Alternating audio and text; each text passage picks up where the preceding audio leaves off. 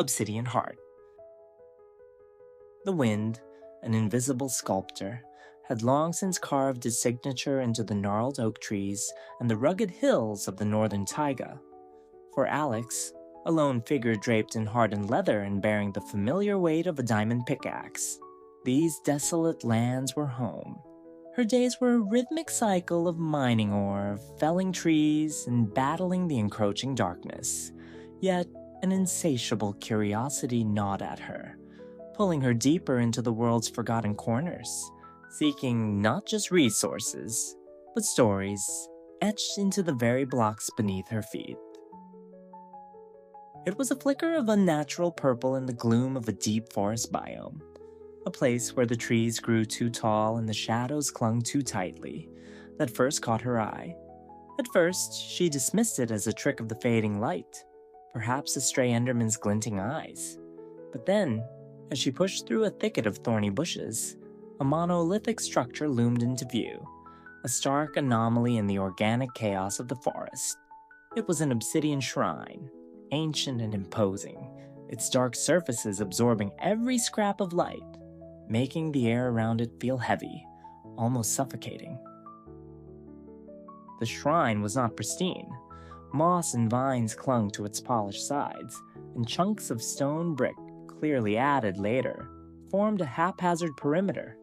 Yet, despite the decay, an eerie perfection lingered in its core design.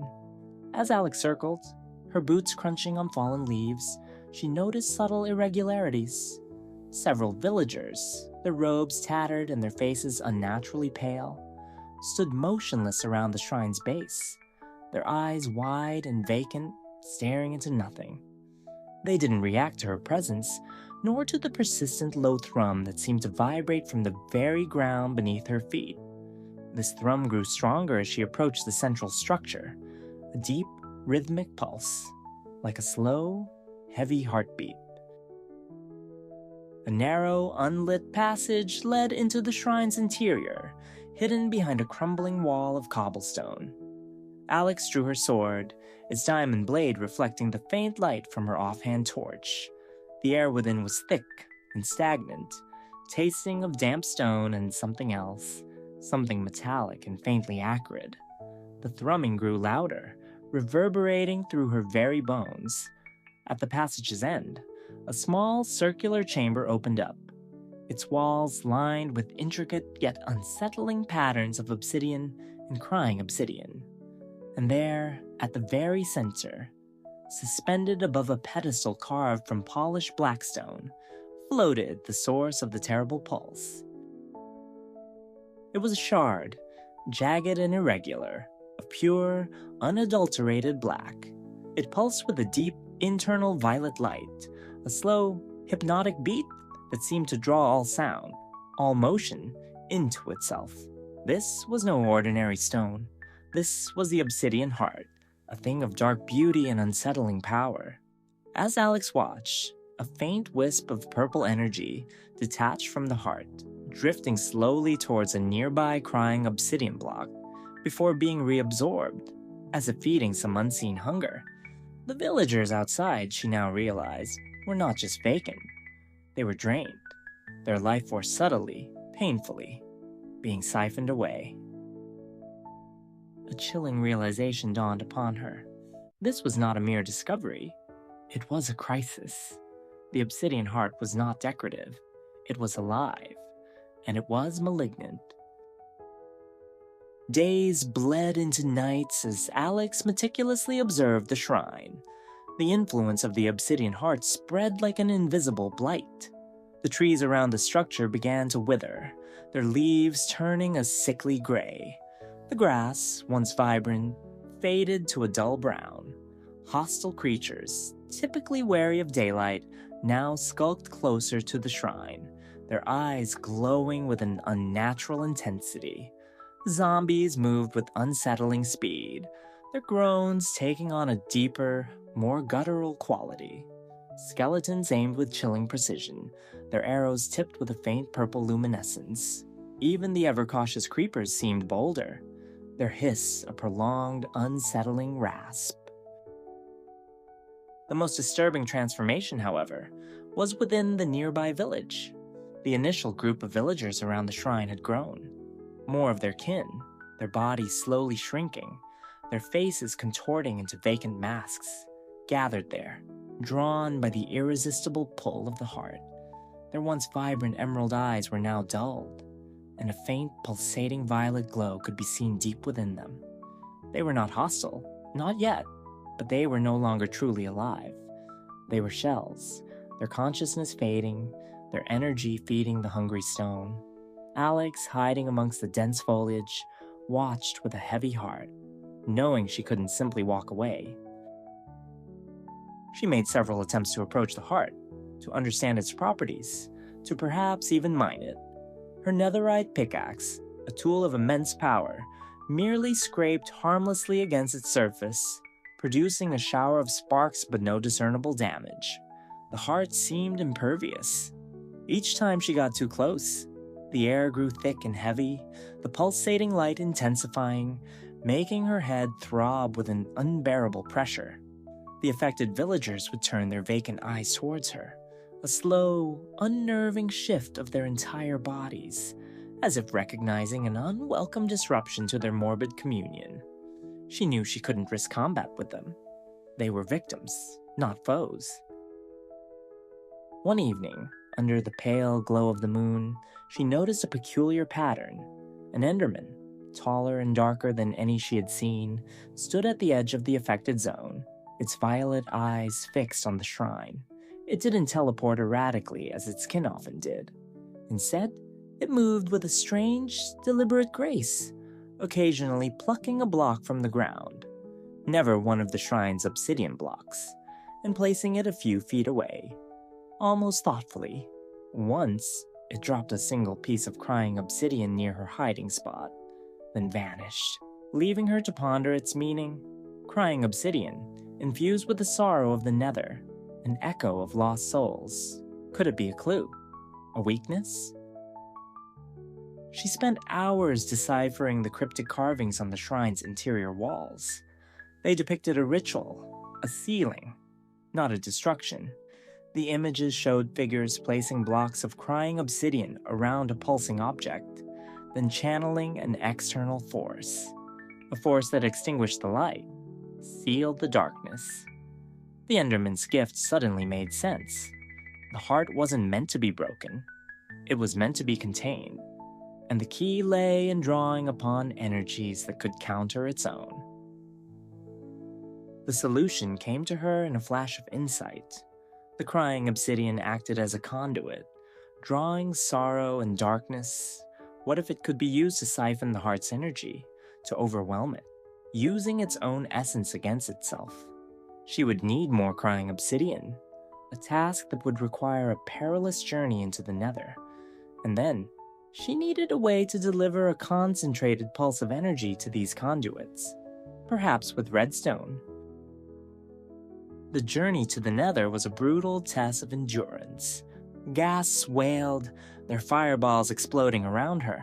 Piglins, aggressive and territorial, chased her through fiery landscapes. She delved into the deepest corners of the realm, her netherite pickaxe chipping away at the rare crying obsidian formations, each block heavy with the weight of ancient despair.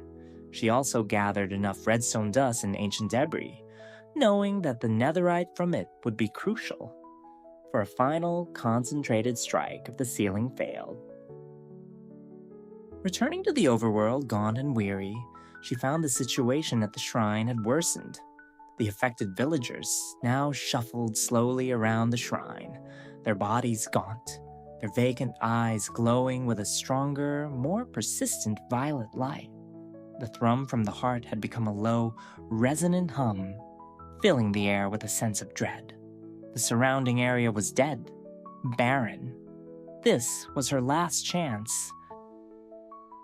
Under the cloak of the deepest night, Alex began her work. She carefully placed crying obsidian blocks at the points indicated by the ancient carvings around the heart's pedestal, forming a precise geometric pattern. The air crackled with tension, and the pulsing of the heart grew agitated, its violet light flaring erratically. The affected villagers, sensing her presence, turned their collective gaze towards her, their movements slow, menacing. They shuffled closer, forming an unnerving perimeter. She knew they wouldn't attack, but their mournful presence was a psychological torment. As she connected the crying obsidian with precise lines of redstone dust, channeling energy from a hidden lever, the ground beneath her feet began to tremble. The shrine itself seemed to groan, fissures appearing in the obsidian walls. From the surrounding darkness, the guttural snarls of empowered zombies and the skeletal clicks of accelerated archers echoed, drawn by the escalating power. This was their final stand, a desperate attempt by the heart to protect itself, to lash out at the one challenging its dominion. With the final redstone connection made, Alex threw the lever. A surge of crimson energy coursed through the dust, activating the crying obsidian.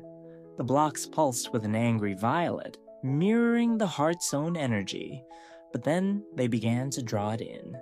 Slowly at first, then with increasing veracity. The obsidian heart thrashed, its light flaring blindingly, then dimming, flaring, dimming. A high-pitched whine emanated from it, a sound that seemed to tear the fabric of reality. The hostile mob surged forward. A creeper, its skin glowing with a faint purple aura, hissed directly behind her. Alex spun, her netherite sword a blur, sending it flying backward just as a volley of spectral arrows whistled past her ear. She fought with desperate precision, her movements honed by countless battles, parrying, dodging, striking. She couldn't afford to stop the ritual. Not now. The affected villagers, their forms flickering at the edges of her vision, closed in, their vacant eyes fixed on her, a silent, horrifying accusation. Their presence was more distracting than any physical blow. Just as the heart began to fade, its light shrinking, a massive Enderman materialized directly between her and a charging horde of zombies. It didn't attack her. Instead, with a single furious swing of its elongated arm, it scattered the undead creatures, then immediately teleported away, vanishing into the shadows. It was a fleeting, unexpected intervention, a moment of reprieve that allowed Alex to focus on the task at hand. With a final agonizing groan, the obsidian heart's light flickered one last time, shrinking to a mere pinpoint, then winked out of existence. Silence. A profound, echoing silence descended upon the forest, broken only by the rapid beating of Alex's own heart.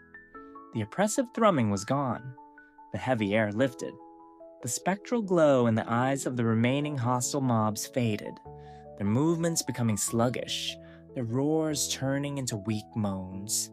They no longer seemed drawn to the shrine, simply wandering aimlessly. The most astonishing change, however, was in the villagers. The sickly violet light vanished from their eyes, replaced by a faint, returning spark of emerald. Their bodies, though still frail, seemed to regain a fraction of their former fullness. They stirred, blinking slowly, their expressions shifting from vacant stupor to a bewildered confusion. They looked at the empty pedestal where the heart had been, then at each other, as if awakening from a long, terrible dream. Soon, they would be themselves again, perhaps with no memory of the darkness that had consumed them. Alex stood amidst the ruined shrine, her body aching, her mind reeling. The obsidian heart was gone, its influence broken.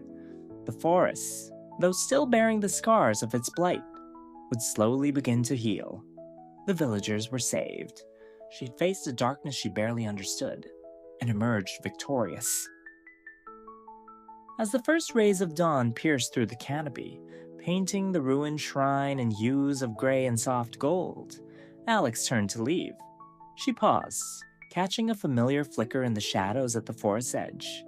The tall Enderman stood there, observing her, its violet eyes seeming to hold an ancient knowledge, a silent acknowledgement. For a long moment, They simply looked at each other, the lone explorer and the mysterious guardian of worlds.